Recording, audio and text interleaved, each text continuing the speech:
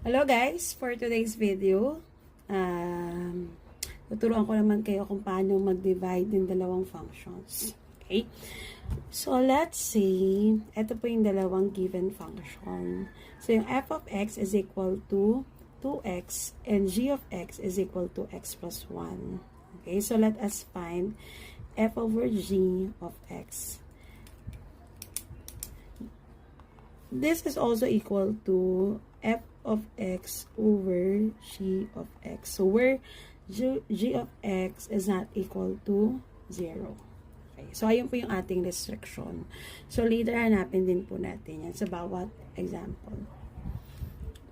So, copyhin natin yung f of x and that is 2x. And then, g of x, we have x plus 1.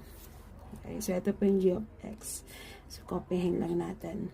So, kapag nag-divide ka ng function, ang unang mong iisipin, meron ba silang, pwede ba natin sila ma-factor para ma-simplify yung ating answer? So, as you can see, so, hindi po kaya ito ma-simplify na. So, ibig sabihin, ito na po yung final answer. So, wala tayong mapa-factor out siya na common, no, dito sa dalawang function. So, ano nang next na gagawin natin? Kunin natin yung restriction. So, ang restriction lagi x is not equal. So, ano magiging value dyan? So, kapag ang ating g of x po, kung ang first term ay x lang or 1x, kinukuha lang natin yung opposite ng constant. Kung ito ay positive 1, magiging negative 1. So, ayun yung technique. Pero saan pa nanggaling yon?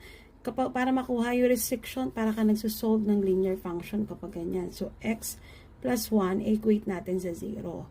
So, pag nag-transpose tayo, x po, at itong positive 1, magiging negative 1. Okay? Tapos, lagyan natin ng not equal.